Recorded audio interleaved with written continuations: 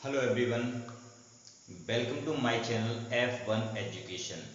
आज हम बात करते हैं इन क्वेश्चंस के बारे में। ठीक है, यहाँ पर 10 क्वेश्चन दिए गए हैं आपको। परीक्षा के लिए बहुत ही महत्वपूर्ण क्वेश्चंस हैं और इनके साथ में हम और भी बात करेंगे कौन कौन से क्वेश्चन परीक्षा में आ सकते हैं या परीक्षा के लिए महत्वपूर्ण हो सकते हैं। तो हम बात करते हैं, ये क्वेश्चन जिस टॉपिक से हैं उस टॉपिक का नाम है अम्ल, क्षार और लवण। अम्ल, क्षार और लवण यानी कि एसिड, बेस एंड साल्ट्स। हम एसिड, बेस और साल्ट की बात करेंगे यहाँ पर। तो यहाँ पर आप देख रहे हैं इसमें बहुत सारे क्वेश्चंस हैं। किस अम्ल को रसायनों का राजा कहा जाता है? सोना और प्लेटिनम किस अम्ल में घुल जाते हैं? तो हम स्टेप बाय स्टेप इन सारे प्रश्नों को पढ़ेंगे। तो देखिए, अम्ल, क्षार और लवण क्या होते हैं? अम्ल यानी एसिड क्या होते हैं? जैसा कि आप जानते हैं कि एसिड जो होते हैं, एसिड स्वाद में खट्टे पदार्थ होते हैं। ऐसे पदार्थ जो स्वाद में खट्टे होते हैं उनमें एसिड पाया जाता है। ठीक है, तो स्वाद में खट्टे पदार्थ जो होते हैं उनमें एसिड पाया जाता है। तो एसिड खट्टे होते हैं। बेस स्वाद में कड़वे या कसैले होते हैं। ठीक है, जो बेस होते हैं हमारे, बेस यानी कि हमारे क्षार, ये स्वाद में कड़वे या कसैले होते हैं। तो हम दोनों बातें देख लेते हैं कि एसिड होते हैं स्वाद में खट्टे और बेस होते हैं स्वाद में कड़वे। ठीक है, इसके बाद हम चलते हैं इनकी दूसरी प्रॉपर्टीज के बारे में। ये तो इनकी जनरल प्रॉपर्टीज हो गई। हम सभी एसिड या बेस को नहीं चख सकते। लेबोरेटरीज में जो हमारे जो एसिड या बेस होते हैं ये आपके लिए काफी हार्मफुल हो सकते हैं, पॉइजनस भी हो सकते हैं, इसलिए हम सभी एसिड या बेस को नहीं चख सकते। तो हम इसके लिए क्या टेस्ट करते हैं? हमारे पास एक लिटमस पेपर होता है। हमारे पास एक लिटमस पेपर होता है। ठीक है, लिटमस पेपर क्या होता है? लिटमस पेपर एक ब्राउन कलर का पेपर होता है। ब्राउन कलर, ध्यान दीजिएगा, लिटमस पेपर जो होता है एक ब्राउन कलर का पेपर होता है, यानी कि इसका जो नेचुरल कलर होता है लिटमस पेपर का, ये ब्राउन होता है। अब ये बनाया कैसे जाता है? तो लिटमस पेपर जो है, लिटमस पेपर एक पौधे से बनाया जाता है और जिस पौधे का नाम है लाइकेन। ठीक है, लाइकेन। आप चाहें तो इसको हिंदी में भी लिख सकते हैं, लाइकेन। ठीक है, तो लाइकेन पौधा जो होता है उस पौधे से एक सॉल्यूशन बनता है और उसी सॉल्यूशन को हम लिटमस सॉल्यूशन बोलते हैं और उसी से जब पेपर बनाया जाता है तो उसको हम लिटमस पेपर बोलते हैं। ठीक है, तो ब्राउन कलर का होता है लिटमस पेपर। जनरली इसका जो कलर होता है वो ब्राउन होता है। आपने लेबोरेटरीज में जब आपने प्रैक्टिकल किए होंगे 9th या 10th क्लास में, तो आपने इसको देखा होगा कि लिटमस पेपर कैसा होता है। हालांकि हमारे लेबोरेटरी में छोटे क्लासेस के लिए जो लिटमस पेपर बनाए जाते हैं वो लिटमस पेपर रेड और ब्लू दो प्रकार के बनाए जाते हैं ताकि छात्रों को आसानी से किसी बात को समझाया जा सके। ठीक है, किस प्रकार से? हमारा जो लिटमस पेपर होता है ये एसिड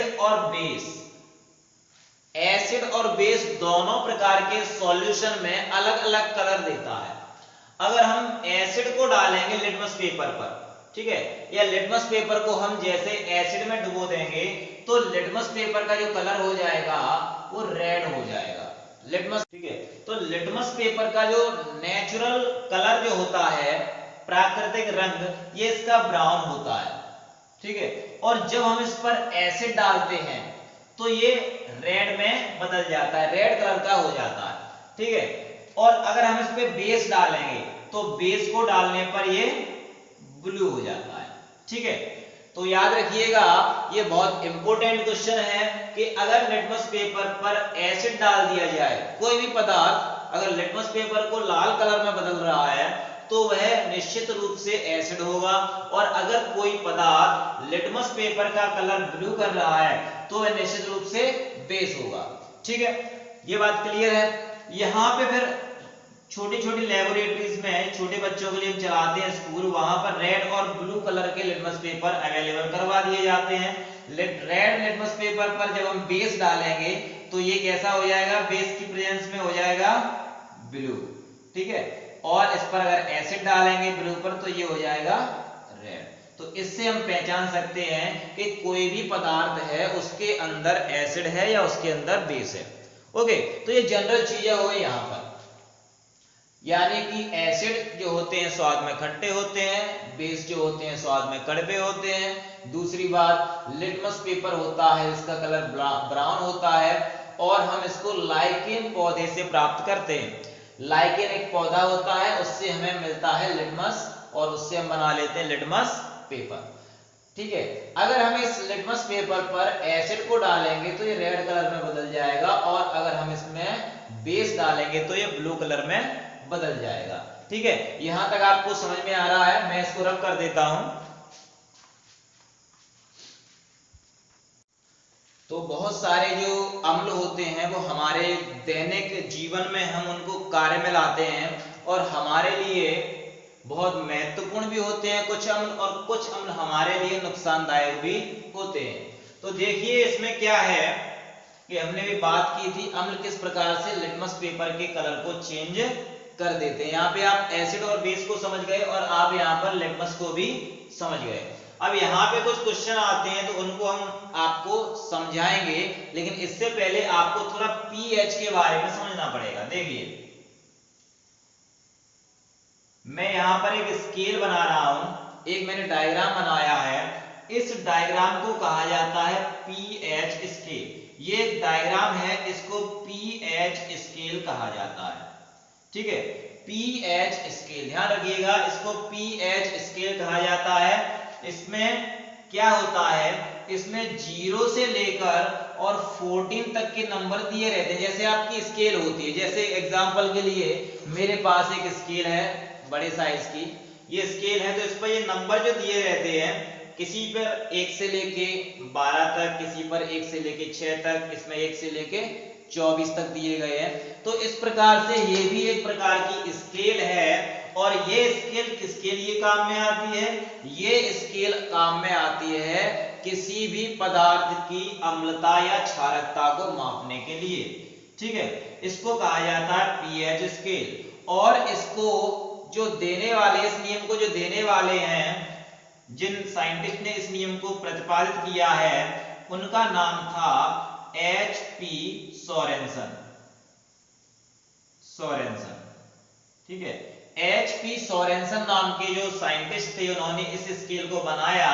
उन्होंने इसमें 0 से लेके 14 तक के जो अंक थे उनको रखा और साथ ही बिल्कुल बीचों बीच में इन्होंने एक और अंक रख दिया 7, ठीक है। तो यह अम्लता और क्षारकता को कैसे मापती है, तो उन्होंने बताया कि जो अम्ल होते हैं या क्षार होते हैं वो लिटमस पेपर में अलग अलग प्रकार के रंग देते हैं, अलग अलग प्रकार के रंग देते हैं। तो इस प्रकार से रंगों के आधार पर उन्होंने बहुत सारे एसिड्स या बेसिस को स्टडी किया और उनको प्रैक्टिकल करने के बाद उन्होंने बताया कि कुछ पदार्थ ऐसे होते हैं जो लिटमस पेपर के रंग में कोई भी परिवर्तन नहीं करते हैं, यानी कि ना वो लिटमस पेपर को रेड कलर में कन्वर्ट करेंगे, ना लिटमस पेपर को वो ब्लू कलर में कन्वर्ट करेंगे। तो ऐसे पदार्थ जो होते हैं उन्हें कहा जाता है उदासीन, ठीक है। उनकी अम्लता और क्षारीयता कैसी होती है, उदासीन होती है। और अगर हम उसमें इस स्केल पर इस पैमाने को देखेंगे तो ऐसे तत्व जो होते हैं उनका पीएच मान 7 होता है।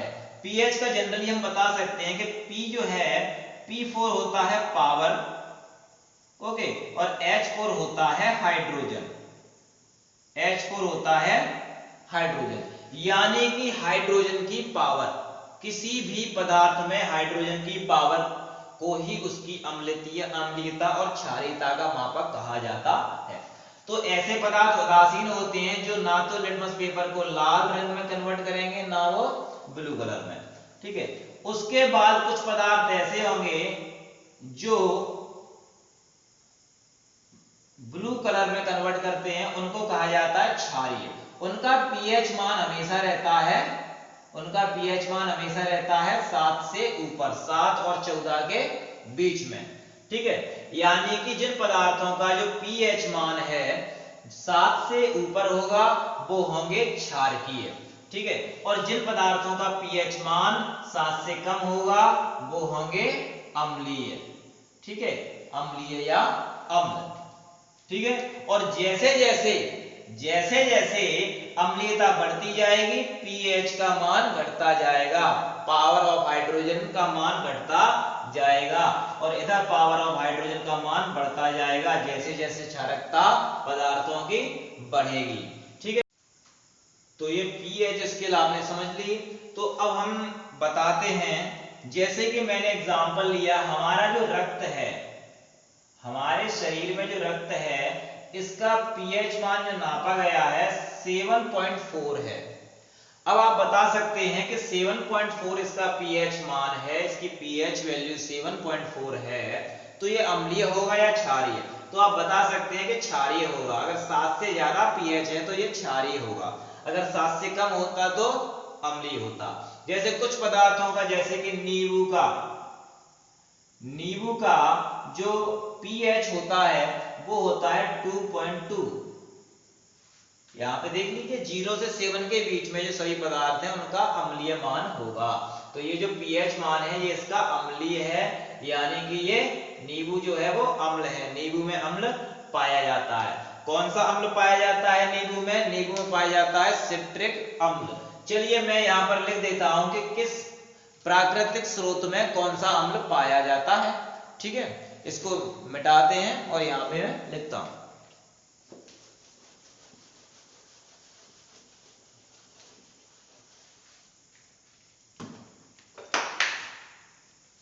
देखिए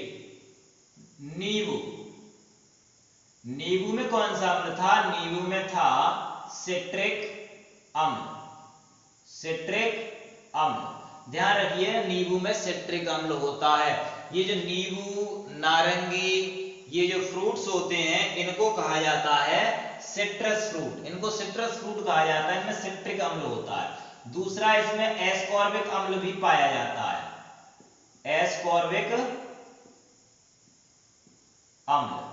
एस्कॉर्बिक अम्ल क्या है? एस्कॉर्बिक अम्ल को हम जनरली विटामिन सी के नाम से जानते हैं। आपने पढ़ा छोटे क्लासों में कि एस्कॉर्बिक अम्ल विटामिन सी को कहते हैं, और विटामिन सी सभी खट्टे फलों में इनमें पाई जाती है, नींबू, ठीक है, संतरा, मौसमी। इनके अलावा आम में कौन सा अम्ल पाया जाता है? आम भी खट्टा होता है, जो कच्चा आम होता है वो बहुत खट्टा होता है। तो हम यहाँ पे 3 पदार्थ लिख लेते हैं, आम, इमली और अंगूर। आम, इमली और अंगूर, इन तीनों में ही समान अम्ल पाया जाता है। तो इनमें पाए जाने वाले अम्ल का नाम है टार्टरिक अम्ल, टार्टरिक अम्ल। और परीक्षा में बहुत पूछा जाता है ये क्वेश्चन। ये परीक्षा चाहे आपकी बैंक की परीक्षा हो, चाहे आपकी एसएससी की परीक्षा हो, रेलवे की हो, एनटीपीसी की हो, एमपी पुलिस की हो, सभी परीक्षाओं में, सभी कॉम्पिटिटिव एग्जाम्स में ऐसे क्वेश्चन आते हैं। ठीक है, अम्ल से संबंधित क्वेश्चन पूछे जाते हैं। तो ये हो गया आपका इमली, आम में। अच्छा, दूध में कौन सा पाया जाता है? दूध में, ये बहुत ही इंपॉर्टेंट क्वेश्चन है, बहुत सारे एग्जाम्स में पूछा गया अभी तक। तो दूध में जो अम्ल पाया जाता है, दूध में पाया जाता है आपका लैक्टिक अम्ल। ठीक है, याद रखिएगा, दूध में पाया जाता है लैक्टिक अम्ल। दूध में भी लैक्टिक अम्ल पाया जाता है और दही में भी लैक्टिक अम्ल पाया जाएगा, क्योंकि दूध जो होता है वही दही में कन्वर्ट हो जाता है। ठीक है, इसके अलावा और भी अम्ल पाए जाते हैं, जैसे कि घास, घास में भी अम्ल पाया जाता है, ये पाया जाता है बेंजोइक अम्ल। घास में पाया जाता है बेंजोइक अम्ल, याद रखिएगा, बेंजोइक अम्ल घास में पाया जाता है। अच्छा, सेब में कौन सा अम्ल पाया जाता है? सेब में और केले में, सेब में और केले में दोनों में मैलिक अम्ल पाया जाता है।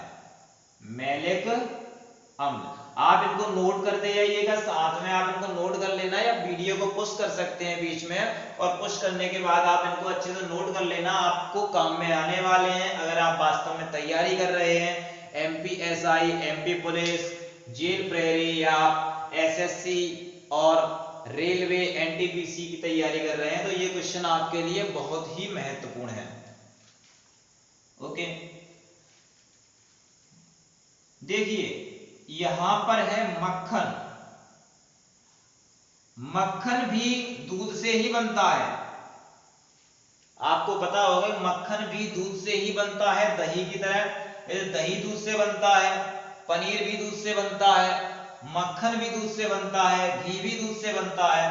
लेकिन मक्खन में दूसरा अम्ल पाया जाता है, इसमें पाया जाता है ब्यूटेरिक अम्ल। ब्यूटेरिक अम्ल, तो इसको ध्यान में रखिएगा, इसको आप अलग से लिख लेना, क्योंकि दूध में और दही में लैक्टिक अम्ल पाया जाता है, लेकिन मक्खन में पाया जाता है ब्यूटेरिक अम्ल। ठीक है, अब इसके बाद और भी अम्ल होते हैं, कहां पाए जाते हैं? देखिए हमारे स्टमक में पाए जाते हैं। स्टमक यानी हमारा जो आमाशय होता है, आमाशय, हमारे आमाशय में जो खाना पचाने के लिए जो जठर रस निकलता है, जठर रस, तो उस जठर रस में पाया जाता है HCl, HCl यानी कि हाइड्रोक्लोरिक अम्ल। हाइड्रोक्लोरिक अम्ल पाया जाता है। ठीक है, यहाँ पे क्वेश्चन भी आया है, जैसे कि क्वेश्चन इसमें पूछा था मैंने, हमारे आमाशय में HCl अम्ल होता है, फिर भी हम कैसे जीवित रह पाते हैं? तो इस क्वेश्चन का आंसर भी आपको मिलेगा, मैं भी आंसर बताऊंगा, आप इनको नोट कर लीजिएगा। ये आपके जनरली पूछे जाने वाले कुछ अम्ल हो गए। हाँ, इनके अलावा और ये पूछा जाता है, जैसे कि चींटी के डंक में, मैं बात कर रहा था चींटी के डंक में, चींटी के डंक में, या फिर मधुमक्खी के डंक में, मधुमक्खी, ठीक है, और इनकी श्रेणी में आता है बिच्छू, बिच्छू। तो ये तीनों जो है, चाहे वो चींटी हो, मधुमक्खी हो या बिच्छू हो, तो इन तीनों के डंक में पाया जाता है आपका मेथेनोइक एसिड, मेथेनोइक अम्ल, मेथेनोइक अम्ल, या इसको साधारण भाषा में फॉर्मिक अम्ल भी कहा जाता है, फॉर्मिक अम्ल। ठीक है, इसको फॉर्मिक अम्ल भी कहा जाता है, चाहे आप इसको मेथेनोइक अम्ल कह दें, चाहे आप इसको फॉर्मिक अम्ल कह दें। ओके, अब मैं शुरू कर रहा हूं आपके इन क्वेश्चंस के आंसर को देना। तो देखिए इन क्वेश्चंस को, मैंने अभी जो क्वेश्चंस बताए थे, इन क्वेश्चंस को अभी आप ठीक तरीके से पढ़िए, एग्जाम्स में पूछे जाते हैं, और ये क्वेश्चन तो बहुत ही महत्वपूर्ण है एग्जाम्स के लिए। तो यहाँ पर हमारा पहला क्वेश्चन है, किस अम्ल को रसायनों का राजा कहा जाता है? किस अम्ल को रसायनों का राजा कहा जाता है? तो ये बहुत अच्छा क्वेश्चन है, एग्जाम में बार बार पूछा जाता है। H2SO4, H2SO4, इसको हम सल्फ्यूरिक अम्ल भी कहते हैं, सल्फ्यूरिक अम्ल। ठीक है, यानी कि सल्फ्यूरिक अम्ल यानी कि H2SO4 को रसायनों का राजा कहा जाता है, रसायनों का राजा। अच्छा, इसको मूल रसायन भी कहा जाता है, मूल रसायन। ठीक है, इसका एक नाम मूल रसायन भी है, चाहे आप H2SO4 कह दें, आप इसको सल्फ्यूरिक अम्ल कह दें, और कभी कभी ये भी पूछा जाता है कि मूल रसायन किस अम्ल को कहते हैं? तो जो मूल रसायन है वो हम सल्फ्यूरिक अम्ल को कहते हैं। ठीक है, एक और क्वेश्चन इससे बनता है कि oil of vitriol, oil of vitriol,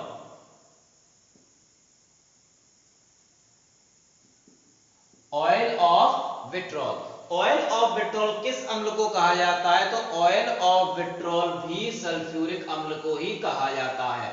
इतने क्वेश्चन बन गए इसमें से, और एक क्वेश्चन और बन जाता है कि सीसा संचायक बैटरी, सीसा संचायक बैटरी, सीसा संचायक बैटरी यानी कि जो बैटरी जो कार में, बसों में, ट्रकों में जो बैटरियां प्रयुक्त होती हैं, ये हमारे घरों में जो इन्वर्टर के लिए जो बैटरी आती है उनको सीसा संचायक बैटरी कहा जाता है। तो इन बैटरी में कौन सा पदार्थ भरा रहता है, कौन सा अम्ल भरा रहता है? तो इसका आंसर भी यही होगा, सल्फ्यूरिक अम्ल H2SO4। तो याद रखिएगा, अम्ल किस अम्ल को रसायनों का राजा कहते हैं? सल्फ्यूरिक अम्ल को रसायनों का राजा कहते हैं, क्योंकि बहुत जगह यूज आता है।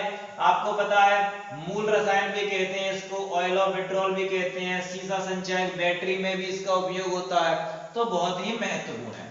ठीक है, सेकंड क्वेश्चन है हमारा, सेकंड क्वेश्चन है सोना व प्लेटिनम किस अम्ल में घुल जाते हैं?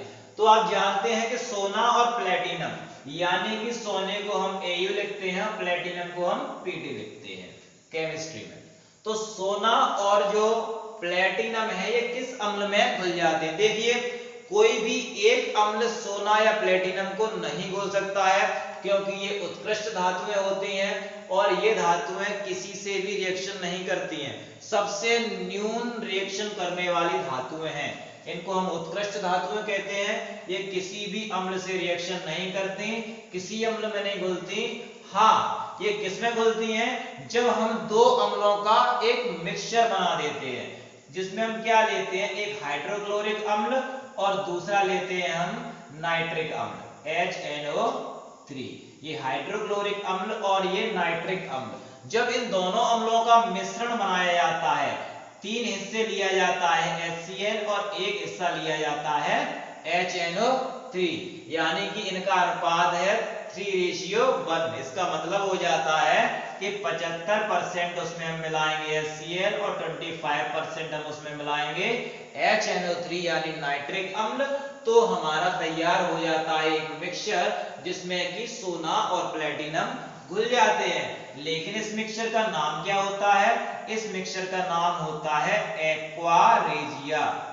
एक्वा रेजिया, ठीक है, इस मिक्सचर का नाम एक्वा रेजिया होता है। याद रखिएगा, एग्जाम में पूछा जाता है कि किस अम्ल में सोना और प्लेटिनम घुल जाते हैं, तो कोई सिंगल अम्ल नहीं है जिसमें सोना प्लेटिनम घुले, ये HCl और HNO3 के मिक्सचर में घुलता है, जिसको हम एक्वा रेजिया कहते हैं।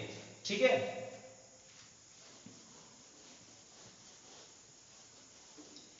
तीसरा हमारा क्वेश्चन है फूड प्रिजर्वेशन के लिए कौन सा अम्ल उपयोग में लाया जाता है? तो फूड प्रिजर्वेशन यानी कि खाद्य पदार्थों को सुरक्षित रखने के लिए, खाद्य पदार्थों के परिरक्षण के लिए, तो खाद्य पदार्थों के परिरक्षण के लिए हम बेंजोइक अम्ल का उपयोग में लाते हैं, बेंजोइक अम्ल या बेंजोइक एसिड। बेंजोइक अम्ल जो है ये घास में पाया जाता है, ये मैंने लिखे थे कुछ प्राकृतिक स्रोत। बेंजोइक अम्ल घास से प्राप्त किया जाता है। यह फूड प्रिजर्वेशन जैसे कि अचार, मुरब्बा आदि पदार्थों में डाला जाता है। तो क्या करता है कि ये उस पदार्थ में जिसमें हम इसको डाल रहे हैं, ये बैक्टीरिया की ग्रोथ को रोक देता है, ये बैक्टीरिया की ग्रोथ को रोक देता है। बैक्टीरिया ग्रोथ नहीं कर पाते, बैक्टीरिया या जो फंजाई होते हैं, तो फंजाई और बैक्टीरिया की ग्रोथ को रोक देता है, जिससे हमारा जो फूड होता है वो खराब नहीं होता, जिससे हमारा फूड प्रिजर्व रहता है। ठीक है, तो याद रखिएगा बेंजोइक अम्ल का उपयोग किया जाता है। ये 3 क्वेश्चन हमारे हो गए। चौथा क्वेश्चन है सब्जी पर दाग लगे कपड़े पर साबुन लगाते ही वह लाल रंग का हो जाता है, ऐसा क्यों? तो क्या होता है, सब्जी जो होती है, सब्जी में हम जनरली कुछ मसाले डालते हैं और उन मसालों में जो कलर पिगमेंट होता है वो हल्दी का रहता है। हल्दी, सब्जी को कलर देने के लिए जो मसाला डाला जाता है वो होती है हल्दी। और हल्दी जो है हमारा एक प्राकृतिक इंडिकेटर है, जैसे कि हमने अभी लिटमस के बारे में पढ़ा था कि लिटमस पेपर क्या होता है कि जब लिटमस पेपर पर हम एसिड डालते हैं तो वो रेड कलर में बदल जाता है, और जब बेस डालते हैं तो वो ब्लू कलर में बदल जाता है। ऐसे ही हमारी हल्दी होती है, हल्दी पर अगर एसिड डाला जाएगा तो इसका कोई कलर चेंज नहीं होगा, नो चेंज। ओके। और अगर हल्दी पर अगर हम बेस की रिएक्शन कराएंगे तो हल्दी का कलर रेड हो जाता है। तो आप जानते हैं कि साबुन जो है हमारे पास, जो साबुन है कपड़े धोने का, ये बेसिक है, ये बेस है।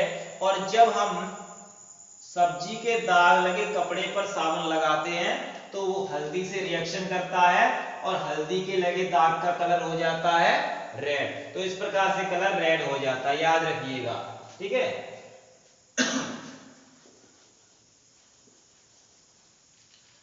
कपड़ों से स्याही अथवा जंग के धब्बों को हटाने के लिए किस अम्ल का उपयोग होता है?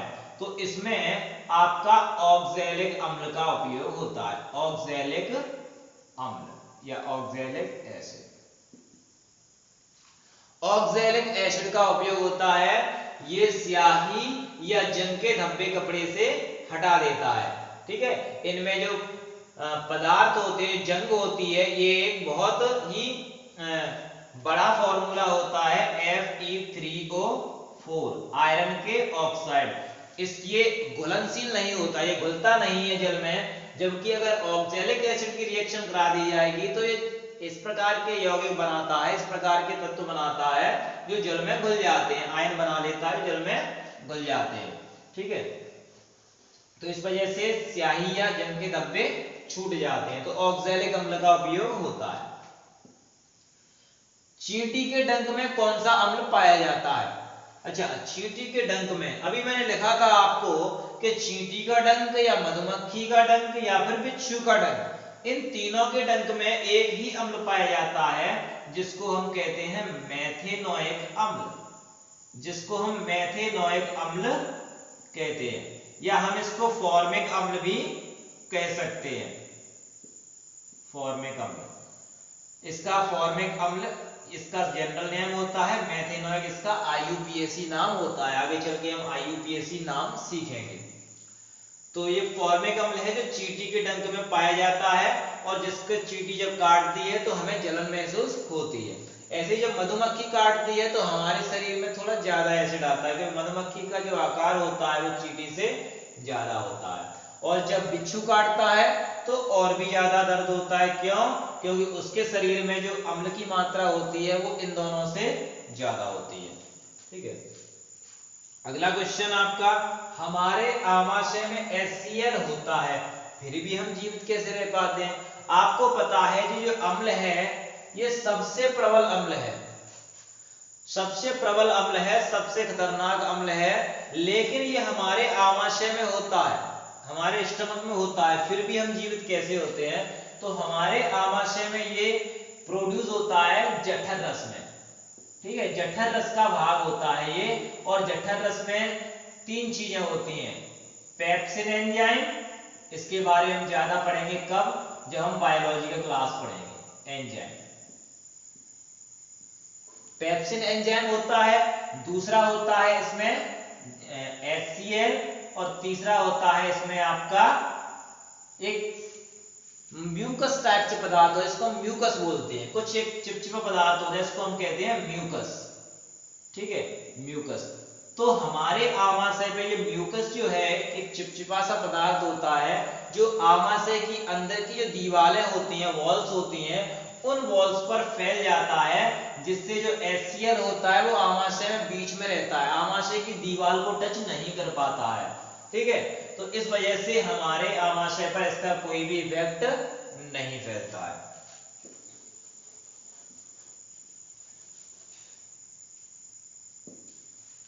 अब आपका 8वां क्वेश्चन, अम्ल वर्षा क्या होती है और क्यों होती है? ठीक है, अम्ल वर्षा क्या होती है? तो देखिए, हमारे जो वर्षा जल हमारा जो जल होता है, सॉरी, जो शुद्ध जल होता है उसका जो pH होता है, pH वैल्यू उसकी 7 होती है, यानी कि वो उदासीन होता है। लेकिन जब वायुमंडल में जल, बरसने वाले जल का pH जब 5.6 से कम हो जाता है, 5.6 से कम हो जाता है, तो हम इसको अम्लीय वर्षा कहते हैं। ये अम्लीय वर्षा कब होती है? जैसे कि सल्फर डाइऑक्साइड है, या नाइट्रोजन के ऑक्साइड हैं NO2 या NO3, ये जब पॉल्यूशन में निकलते हैं तो ये बारिश के जल के साथ में मिक्स होते हैं और जल के साथ में मिक्स होने के बाद जो सल्फर डाइऑक्साइड है ये बना लेता है सल्फ्यूरिक एसिड H2SO4 और ये बना लेता है नाइट्रिक एसिड HNO3। तो ये दोनों एसिड जो होते हैं बहुत ही खतरनाक हैं और ये जब बारिश में मिल जाते हैं पानी में तो उसका pH हो जाता है 5.6 और ये pH हमारे लिए बहुत ही ज्यादा हानिकारक है। हमारे जो मॉन्यूमेंट्स हैं हमारे यानी कि हमारी जो बिल्डिंग्स हैं जैसे ताजमहल है या जो मूर्तियां होती हैं धातुएं होती हैं इन सभी को संक्षारित कर देते हैं। ये अम्ल वर्षा हमारे लिए बहुत ही घातक है। तो अम्ल वर्षा क्यों होती है कि वाहनों से जो धुआं निकलता है जिसमें सल्फर डाइऑक्साइड होती है जिसमें नाइट्रोजन डाइऑक्साइड होती है, तो ये क्या करते हैं, ये जब वाटर से रिएक्ट करते हैं वर्षा के जल से जब रिएक्ट करते हैं तो ये सल्फ्यूरिक अम्ल और नाइट्रिक अम्ल में बदल जाते हैं और ये जो अम्ल हैं ये बारिश के साथ में नीचे आ जाते हैं, हमारी बिल्डिंग्स को संक्षारित कर देते हैं, हमारी मूर्तियों को संक्षारित करते हैं और धातुओं को भी संक्षारित कर देते हैं। तो ये बहुत ही ज्यादा नुकसानदायक है। चलिए नेक्स्ट क्वेश्चन हमारा है, हमारे शरीर में रक्त अम्लीय है या क्षारीय? तो इसका जनरली हमने भी देखा था, हमने पढ़ा था कि रक्त का जो pH होता है वो होता है 7.4। तो रक्त का जो pH वैल्यू होती है ये होती है 7.4। तो आपको पता चल गया कि 7 से ज्यादा होती है किसी की वैल्यू अगर तो वो होता है क्षार और अगर किसी पदार्थ की वैल्यू 7 से कम होगी तो वो होगा अम्लीय। तो ये जो पदार्थ है वो क्षार है यानी हमारे शरीर का जो रक्त है वो क्षार है। अगला है क्वेश्चन नंबर 10, शुद्ध जल विद्युत का कुचालक होता है, यदि उसमें अम्ल क्षार या लवण मिला दिया जाए तो वह विद्युत का सुचालक हो जाता है। ठीक है, तो हम जनरली जानते हैं कि शुद्ध जल का pH मान होता है 7 और ये विद्युत का होता है सुचालक। ठीक है, विद्युत का सुचालक होता है। विद्युत का सुचालक क्या होता है, क्योंकि इसमें किसी भी प्रकार के आयंस नहीं होते और कोई भी पदार्थ तभी इलेक्ट्रिसिटी को कंडक्ट करता है जब उसमें फ्री इलेक्ट्रॉन या फ्री आयन पाए जाते हैं। या तो फ्री इलेक्ट्रॉन या फ्री आयन पाए जाएंगे तो ही वह इलेक्ट्रिसिटी को कंडक्ट करेगा, तो ही वह इलेक्ट्रिसिटी का यानी विद्युत का सुचालक होगा। तो क्या होता है, अगर हम इसमें अम्ल मिला दें या क्षार मिला दें या लवण मिला दें तो ये अम्ल क्षार और लवण जब वाटर में मिला दिए जाते हैं, जल में मिला दिए जाते हैं, तो ये जल में मिलकर क्या बनाते हैं, जल में मिलकर ये आयन बनाते हैं। जल में जब घुल जाते हैं तो घुलने के बाद आयन बनाते हैं और आयन बनने के फलस्वरूप हमारा जो जल है वो विद्युत का सुचालक बन जाता है। ठीक है, तो आपको अगर जल का परीक्षण करना है कि सुचालक है कुचालक है तो आप जनरली घर पे ना करें क्योंकि ये आपके लिए खतरनाक हो सकता है। हाँ, इसके लिए आप बैटरी ले सकते हैं, छोटी जो सेल आता है आपका ड्राई सेल, उससे आप छोटे से बल्ब को जला के पता लगा सकते हैं। ठीक है, तो आई होप आपको ये सारे क्वेश्चन समझ में आए होंगे और हमारा चैनल अभी नया चैनल है, आप इसको लाइक करें, शेयर करें वीडियो को और चैनल को सब्सक्राइब भी करें। और अगर आपको कोई भी प्रॉब्लम है कहीं भी किसी क्वेश्चन में तो आप कमेंट भी कर सकते हैं। ठीक है, ज्यादा से ज्यादा लाइक करें, शेयर करें और सब्सक्राइब करें। Thanks everyone.